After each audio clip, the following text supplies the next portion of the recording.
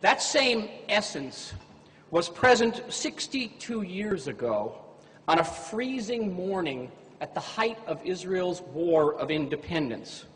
On that freezing morning, a group of 50 youths in their late teens and early 20s, all of them bearing pickaxes and shovels, climbed up a rocky hill in the northern Galilee, about a mile from the Lebanese border. They were there to establish a kibbutz, one of those communal farms fostered by the Zionist movement to reclaim and cultivate the hard-scrabble Israeli countryside.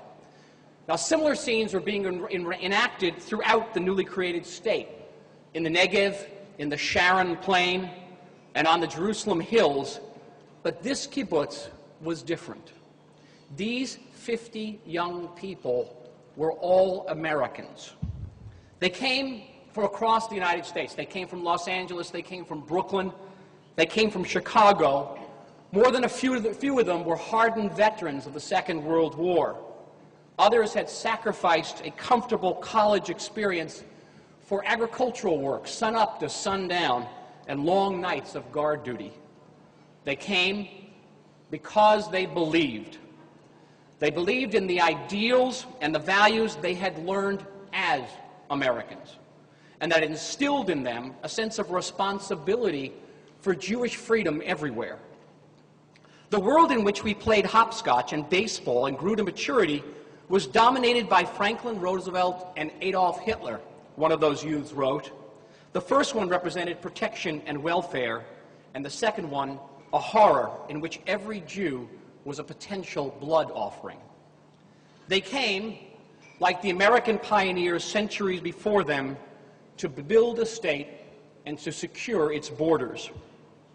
After training at an agricultural camp in New Jersey, they departed by boat and they arrived in Israel to another kibbutz founded by immigrants from America, Ein HaShofet, the wellspring of the judge, named for Supreme Court Justice Louis Brandeis.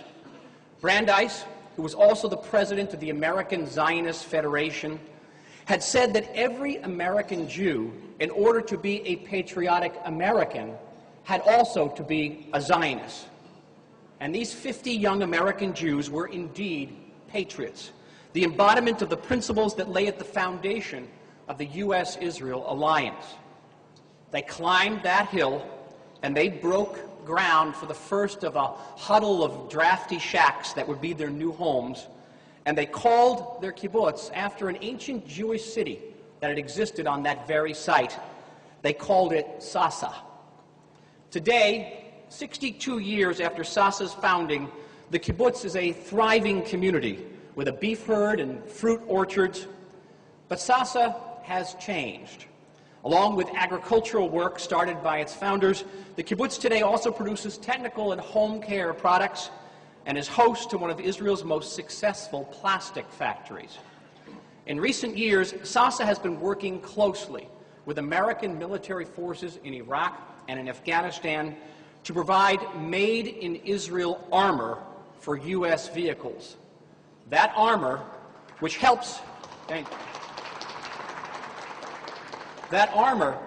protect those vehicles from the hazards of improvised explosive devices, has saved the lives of untold American servicemen and women.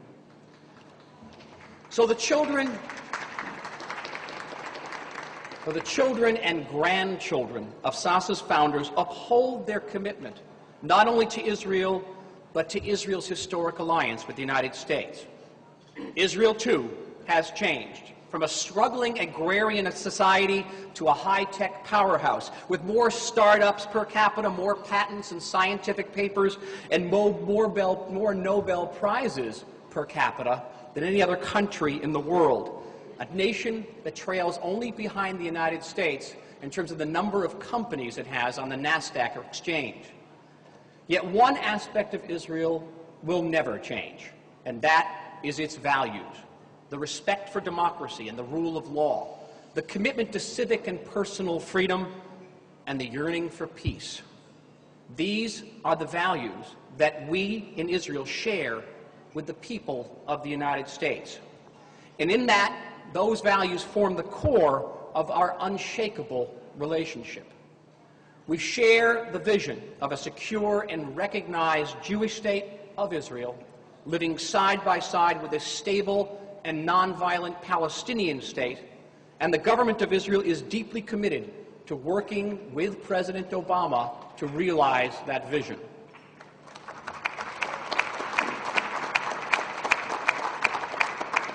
Together with the United States, Israel will strive to create a Middle East, indeed a world, free of the threats of terrorism and its extremist supporters, a world in which Israelis can live and interact peaceably with all peoples. As one of SASA's founders wrote that first freezing morning 62 years ago, and I quote from his diary, "The kibbutz that we build will be dedicated not only to the renaissance of our own people, but to the future of all of mankind, including our Arab neighbors." Chag Sameach, good holiday, Independence. Thank you all.